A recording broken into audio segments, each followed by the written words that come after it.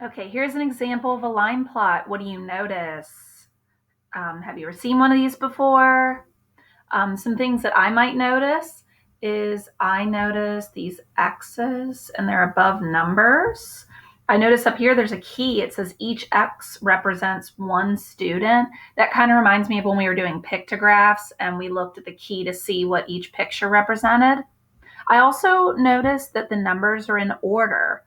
Um, these whole numbers are partitioned into fourths on this one, and they're labeled 1 and 1/4, 1 and 1/2, which is the same thing as 1 and 2/4, 1 and 3/4, 2 and 1/4, 2 and 1/2, the same thing as 2 and 2/4, 2 and 3/4, 3. So they're in order. I noticed that most of the X's are above 2 and 1/2, which tells me that down here there's a title, Hours Spent Reading. And if each X stands for students, that tells me that 1, 2, 3, 4, 5 students spent 2.5 hours reading. So 2 students spent 1.5 hours reading. So when I see an X, I can say student, since the X stands for student. Why do we use line plots? A line plot is used to compare how many times a number has been used to how many times another number has been used. So on this one that we just looked at, how many students read for this amount of time? How many students read for this amount of time? How to make a line plot. Step 1, you're going to label this horizontal axis with tick marks. They need to be evenly spaced out, and you need to make sure to draw enough tick marks to include the entire range of data. The range of data means the lowest number to the highest number that you collected. Step 2, you've got to number the tick marks, so you got to label them. And on this particular line plot, the lowest number that they collected was 0. Like on that last one we saw, the number of hours students read, maybe there was somebody who read for 0 hours. They better read some more. And then the highest amount, 2 hours. So you want to start with your lowest amount and your highest amount. If your lowest amount was 3/4, you could start at 3/4. Label the axis with a name and unit of measurement.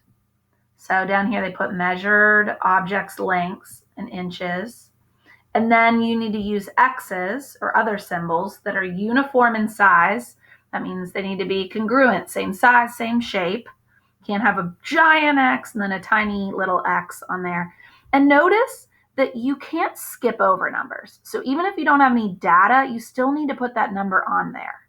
So on this one, none of the objects were 1 inch in length, but they couldn't just go from 2/4 and jump up to 1 and 1/4. They had to have that 1 there.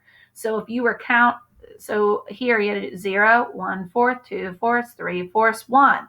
1 and 1/4, 1 and 2/4, 1 and 3/4, 2. You can't skip over any of those numbers, even if you don't have any data to plot above it.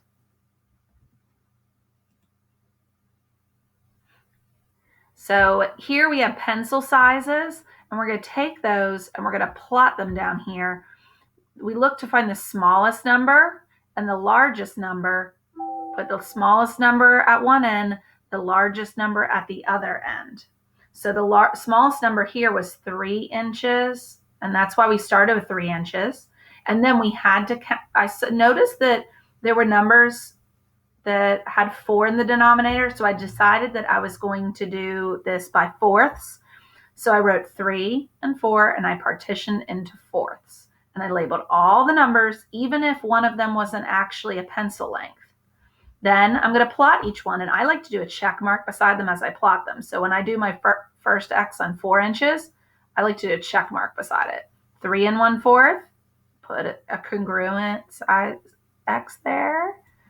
And then 3 inches, check mark, and I would do that until I've plotted all of my data. So in just a moment on the next slide, we're going to practice.